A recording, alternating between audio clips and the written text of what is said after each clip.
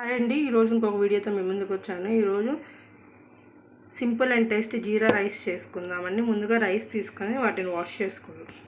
Rice wash చేసుకున్నాం కదండి. 1 glass రైస్కి 2 గ్లాసెస్ వాటర్ తీసుకుందామండి.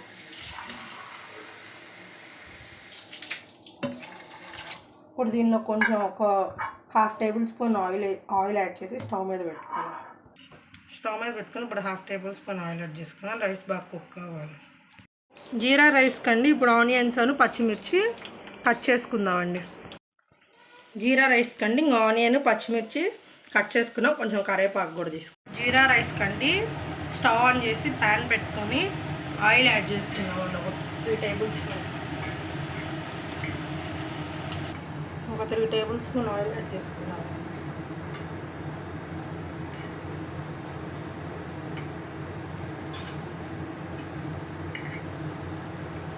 ఆయిల్ బాగా హీట్ అవ్వాలి. జీలకర్ర యాడ్ చేద్దామండి. కొంచెం ఎక్కువ అంటే 2 టేబుల్ స్పూన్ జీలకర్ర యాడ్ చేద్దాం.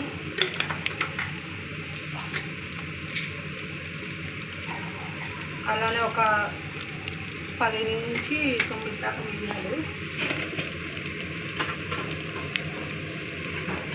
ఇవి బాగా ఫ్రై అవ్వాలండి. జీడిపప్పు అండి కొంచెం క్రష్ అయినవి ఉన్నాయి నా దగ్గర, అవే యాడ్ చేస్తున్నాను. అన్నీ బాగా ఫ్రై అవ్వాలి. ఇలా బాగా ఫ్రై అయినాకండి ఇప్పుడు పచ్చిమిర్చి యాడ్ చేద్దాం. అలానే కరివేపాకు ఒకసారి బాగా మిక్స్ చేసుకున్నాక కూడా యాడ్ చేద్దామండి. ఇవన్నీ ఇందాక మనం కుక్ చేసి పెట్టుకున్న రైస్ అండి. స్టవ్ ఆపేసుకున్నాము. రైస్ కుక్ అయింది. అలానే ఇవి బాగా ఫ్రై అయినాయండి. ఇప్పుడు సాల్ట్ యాడ్ చేసుకున్నాం.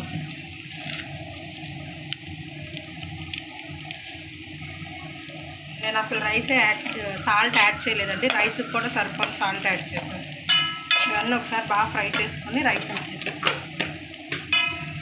బాగా ఫ్రై అయినాయండి. ఇప్పుడు ఇందా మనం కుక్ చేసి పెట్టుకున్న రైస్ యాడ్ చేసుకున్నాం.